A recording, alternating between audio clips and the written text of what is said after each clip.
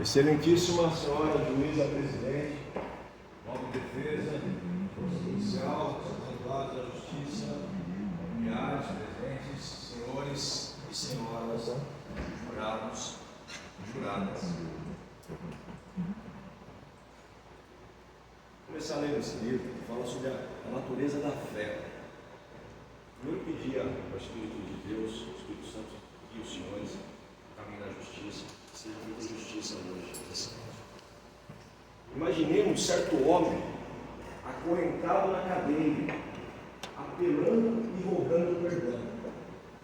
Suponhamos que depois o carcereiro se dirija ao prisioneiro e apresente um documento, provando que seu pedido foi concedido. O prisioneiro não se sentiria imediatamente grato com aquele que lhe otorgou o perdão? Esse livro é Enfermos, Expulsar Demônios, um clássico, que é L. Oswald. Então o carcereiro lê o perdão, desprende as correntes, destranca as portas do cárcere e avisa: estás livre, vai em paz.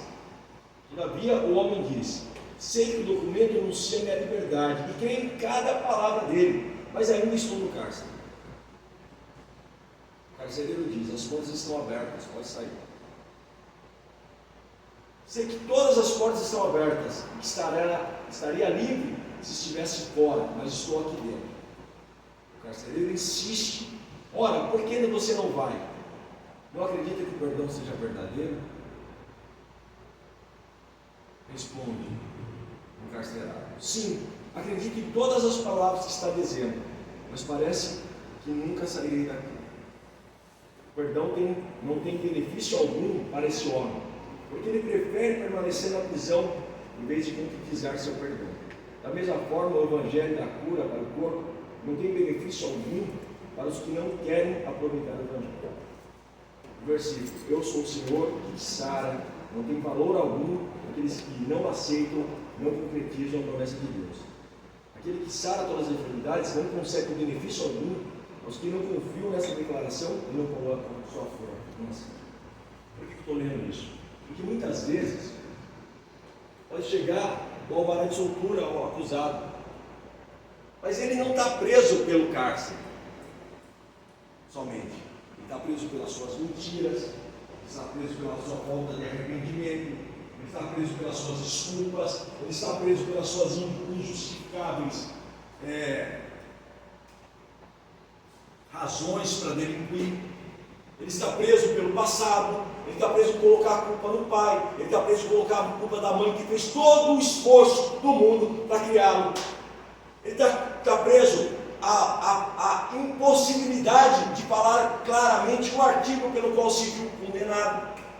Ele está preso pela sua insensibilidade de ao menos pedir desculpa e perdão à vítima que foi grave e severamente atingida por chutes, socos, inventa uma desculpa para se justificar. Aí está a sua prisão.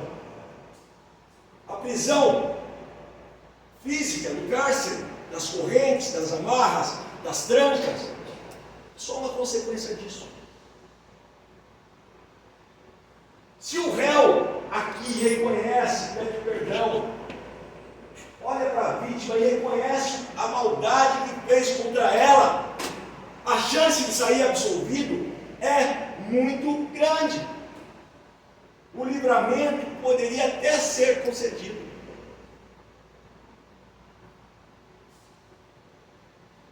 Mas que chance tem um réu que, contra uma mulher, que a própria Bíblia fala, em Efésios 5, fala assim: trate a sua esposa como fosse a sua própria carne. Será que ele admitiria ser chutado, espancado, abandonado no meio do mato, ensanguentado, sem dente, com traumatismos, etc., à mercê da morte? E ele próprio, acreditando que teria já matado? No seu próprio corpo ele admitiria tais barbáries? Não, não admitiria. Não tem nem que se discutir nesse processo, senhores e senhoras. É óbvio uma tentativa de homicídio. É óbvio a brutalidade, é óbvio a crueldade, é óbvio o motivo fútil, é óbvio que não se deve absolver, é óbvio que não é uma legítima defesa. E é evidente, é claro, é inequívoco, que mesmo condenado por estupro, por roubo, mesmo já tendo agredido a ex-mulher anteriormente, respondido por Maria da Penha, não se viu o acusado na necessidade de se encontrar com Deus, de pedir perdão, de se redimir, e mais do que isso, de se arrepender. Porque aquele que se arrepende verdadeiramente merece até um livramento condicional. Está lá hoje, na minha caminhada de manhã, fiquei lendo o livramento condicional. A Bíblia está lá no Código Penal. A Bíblia está lá na progressão de regime. Necessitando do acusado, do encarcerado, o arrependimento. Necessitando do encarcerado, a necessidade de ser um novo ser, de abandonar essa criatura que comete esse tipo de mal e ser uma pessoa diferente. Não é o que a gente vê aqui hoje, infelizmente. Eu não precisaria ouvir mais ninguém, bastaria ouvir o acusado. Em 2015, ele sai de uma festa. Na verdade, a sua esposa, a senhora Antônia, sai dessa festa porque se indigna com o seu uso de entorpecentes. Se indigna, sai na frente, no cauermo, lá no polo de cinema, lá em cima, ela sai caminhando no meio do mato. Ele sai atrás, já pré-intencionado. O que ele faz? A agride, a violenta, na sua cabeça, a deixa em estado onde ele próprio e a sua própria mãe nos relata aqui. Olha como Deus é magnífico. O advogado pediu para que a senhora, mãe do acusado, fosse ouvida. Eu não me ouvi. Tem óbice, lógico, uma mulher sofrida, uma mulher que passou por agruras. Tem uma mulher que vê o próprio filho repetir os erros do pai contra outras mulheres. Mas vai botar a culpa no pai? Não, perdoa. Se desamarre disso. Se desamarre do seu passado. Porque senão vai arrumar justificativa para justificativa. Então a própria mãe vê aquilo que ela passou sendo repetido pelo filho por outras mulheres. Só que nessa feita de forma muito mais grave. Então, o que o pai fez com a mãe, com a senhora, a mãe dele, ele repete contra outras mulheres.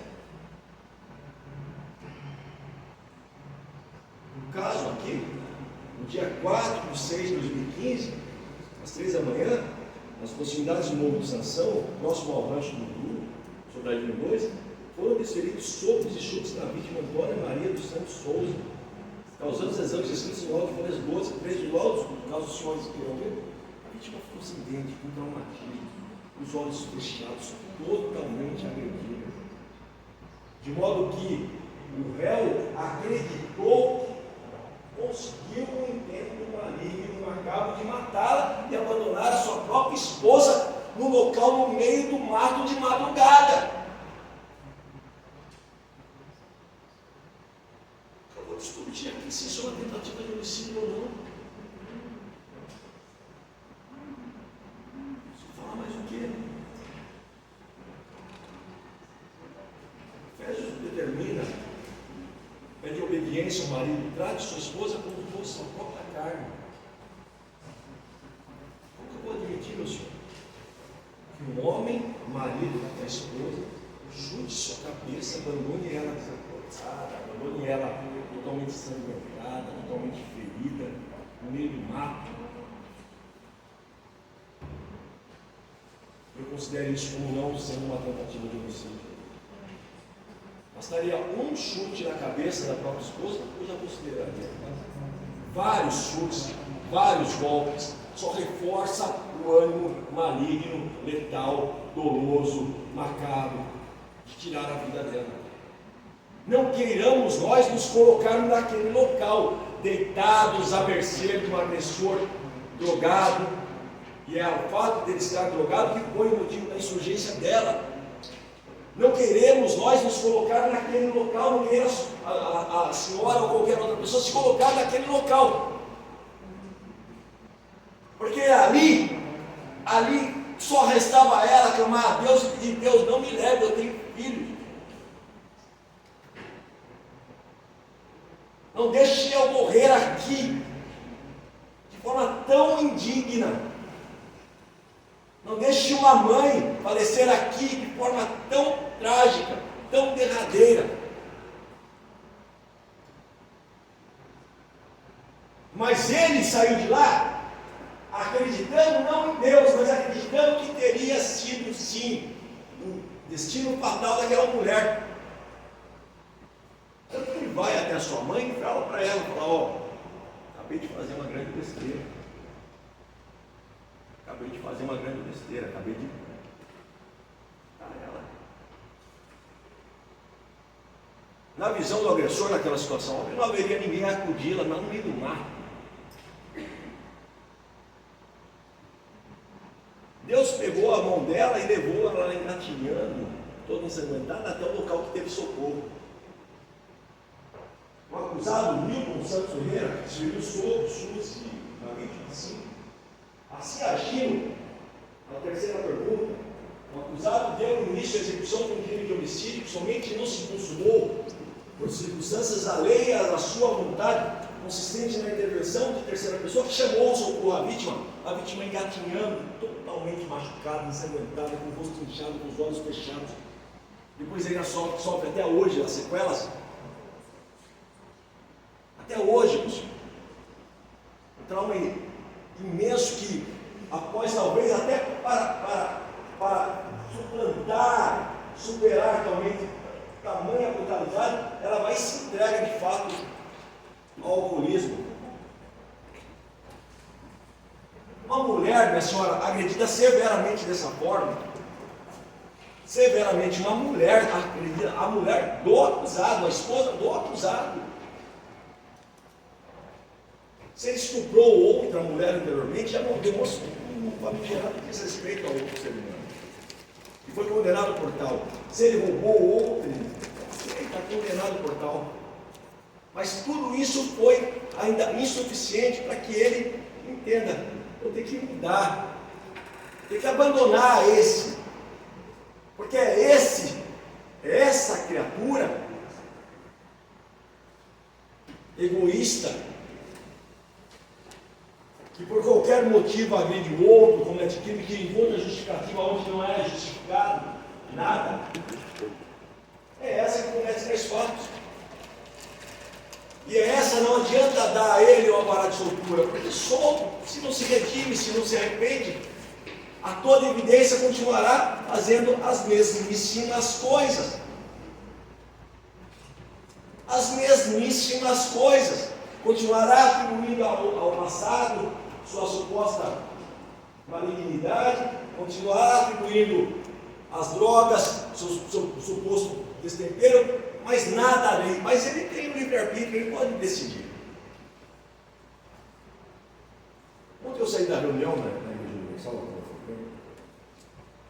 e me deparei com um obreiro e ele me convidou para ir no grupo de evangelização. Eu falei: olha, eu não posso aceitar porque eu já participo de outros grupos,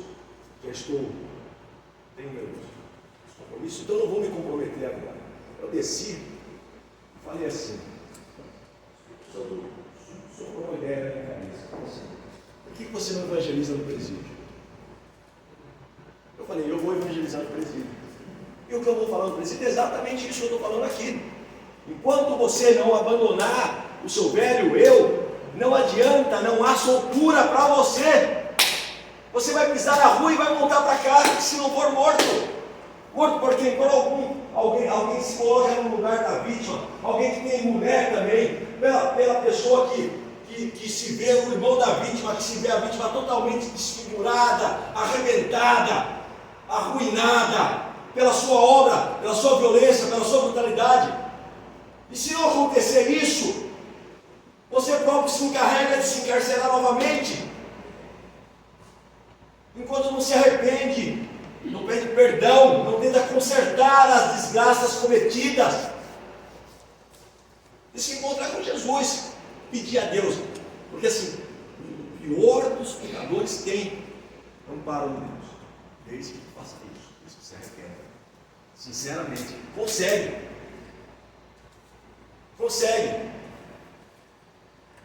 Você imagina um detento, um presidiário, que se arrepende verdadeiramente se arrepende, abandona tudo aquilo, esquece o seu passado, pede perdão verdadeiramente, tenta corrigir e reparar o dano cometido, pede perdão à vítima.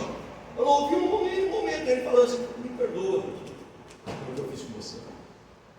Falou: acho que ela está normal. Não está normal, não tem como estar normal. Vai até a casa da vítima, pede perdão, fala: o que eu posso te ajudar para te diminuir a gravidade do que eu fiz com você. Um acusado que faz isso e ajuda outros acusados, outros detentos, e insiste, persiste, tem paciência, tem persistência, ele leva um caminho muito diferente, um caminho onde só Deus pode o guiar. Pode ter o perdão do presidente da República, pode ter o livramento condicional, vai ter essa promessa de liberdade verdadeira. Essa promessa de liberdade à base de justificadas desculpas, essa não existe, essa não dá, porque seria irresponsável de nossa parte livrar um cidadão nessas circunstâncias. Seria irresponsável falar que isso não é uma tentativa de homicídio, alguém que abandona um corpo no meio do mato, totalmente agredido da sua própria esposa. E ele próprio fala à sua própria mãe que fez uma besteira consubstanciada com a morte. Depois, calmamente, vai até a sua casa, pega um perfume, pega uma verdura, pega a bicicleta, vai embora. É o que basta para ele, para a justiça. O jurado absolve o acusado? Peço que votem não. O crime foi cometido por um motivo fútil, motivado pelo simples fato de a vítima ter chamado a atenção do denunciado quando estava fazendo uso de drogas em festa, exatamente o que já estava testemunhando. O crime foi praticado por meio cruel, razão de inúmeros golpes da vítima, ações na região da cabeça, olhos e boca, sim. E o laudo de corpo de delito fala da brutalidade das lesões. Fala que foi empregado meio cruel contra a vítima. O crime ainda foi cometido mediante recurso que dificultou a defesa da vítima, uma vez que o denunciado acordou quando estava indo embora da festa, não prevendo tão repentino ataque. Sim, a vítima falou assim: foi-se embora sozinha, ele foi atrás da vítima, deu-lhe uma rasteira, deu uma banda e começou a brutalidade. O crime foi praticado em razão de gênero, do sexo feminino, envolvendo violência doméstica familiar, sim. Duvido muito que faria isso contra um homem. Duvido muito. Se pegasse um homem no porte físico dele ou superior, se iria atrás dele, daria uma banda, inventaria tapas, inventaria justificativas. Não, o faz porque sabe que a vítima não existiria reação, porque a vítima ali não teria como se defender. O faz porque quer o mal e o mal pratica contra aquela pessoa que não pode se defender naquelas circunstâncias.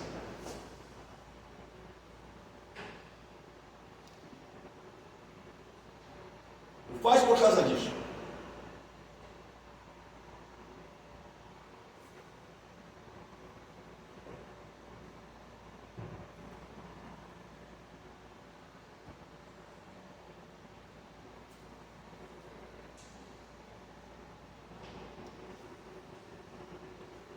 Assim devem os maridos amar as suas próprias mulheres, como a seus próprios corpos.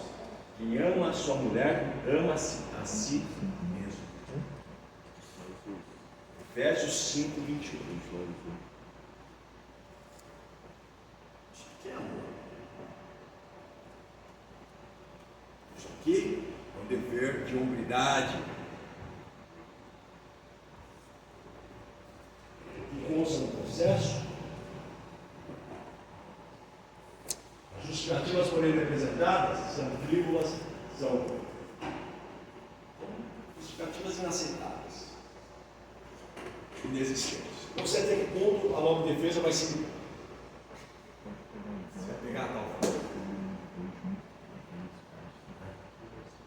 Buscando que isso é uma desclassificação por crime de mera lesão corporal. Não, quem chuta a cabeça de outra pessoa quer a morte. É região letal, região nobre do corpo humano. Não é admissível um único chute na cabeça de outro ser humano, quanto mais contra a cabeça da sua própria esposa.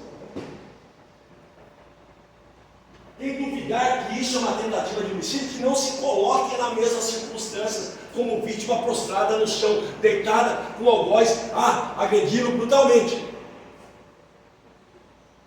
Porque daí não há do que se falar mais nada. Se eu me prostrar no chão e ao outro ser humano me chutar a cabeça até me desfalecer,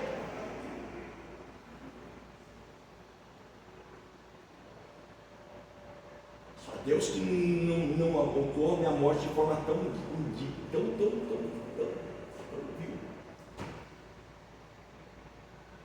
Deus conduziu até o atendimento médico. Não foi porque ele não quis a morte. Foi porque a vítima teve a oportunidade de engatinhando no meio daquele local ermo, encontrar sobrevida, encontrar auxílio médico. Basicamente é isso.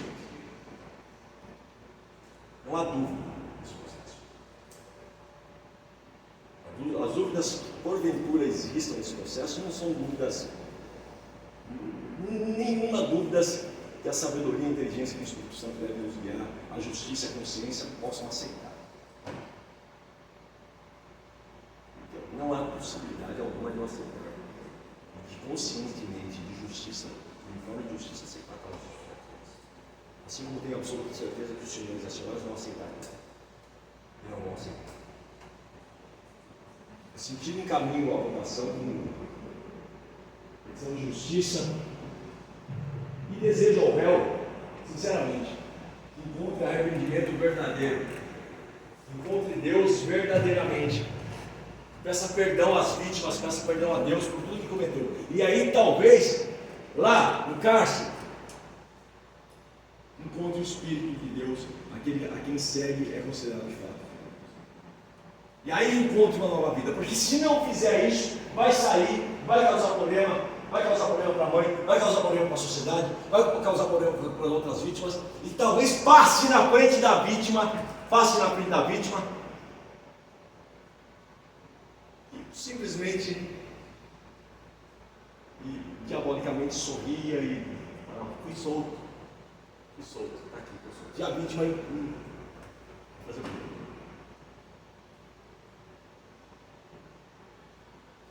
Mais destruída que a foi. Senhores jurados, senhoras juradas, nesse sentido que as senhoras votam, sim, houve as agressões, sim, foi acusado, não absolvo, sim, motivo fútil, sim, houve brutalidade, sim, foi de modo a dificultar a defesa da vítima, sim, foi em contexto de violência doméstica. Obrigado pela atenção.